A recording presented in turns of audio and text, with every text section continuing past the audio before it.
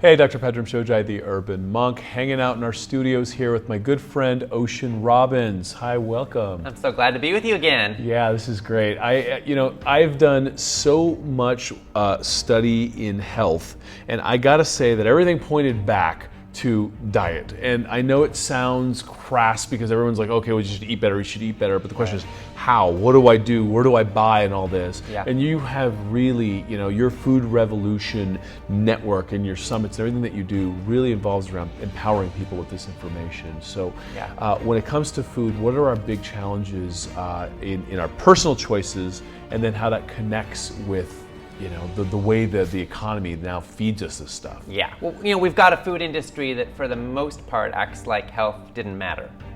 And we've got a medical industry that for the most part acts like food didn't matter. And we've got a government that is honestly more accountable to donors than to voters. And in this case, donors are the folks who are profiting from the status quo. In this context, we've got a status quo where food-like products now pass as food, and our food system is mostly toxic. I mean, it's full of hormones, pesticides, antibiotics, chemicals with names we can't pronounce, toxins that are killing us. And this is the tragic reality that we face right now, that 2/3 of our population is overweight or obese, that 1/3 of our kids are getting diabetes, that so many people are living chronically ill and sick, and it doesn't have to be that way.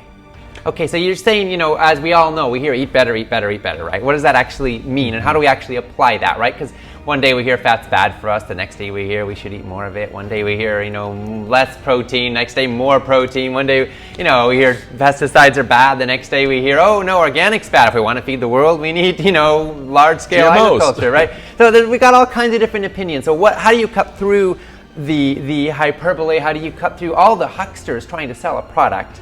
How do you cut through the industries that are profiting with billions of dollars off of our confusion and get the truth so that you can protect yourself and your family? And that's why we created the Food Revolution Summit, and why we're offering it for free to the world, because this is where we're interviewing 24 of the world's top food experts and sharing their hard-won wisdom. This is doctors, scientists who are at the cutting edge, who aren't out to try and sell a product. They're out to spread the word and the truth and help empower everybody with this life-saving knowledge. And so I'm thrilled to be offering this, and you can sign up right on this page for no charge. And what's really at stake here is bigger than any one individual. It's each of us, it's our own lives, which is so personal and so big, and it's also the future of our economy. It's the future of our society.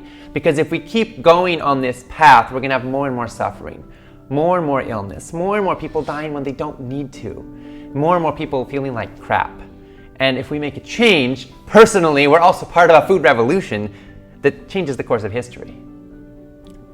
It's amazing. One of the things that I've seen time and time again is when we make better choices for ourselves, we also move industries. Yeah. It just seems so small, but a lot of the work that you've done has moved mountains with just the information that's helped people make better decisions. Yeah. And so for us, it's like you vote with your dollars, you vote for yourself, your family, your health, the world starts getting better as well. That's right, that's right. So go ahead and sign up right here on this page. I look forward to seeing you in the Food Revolution Summit.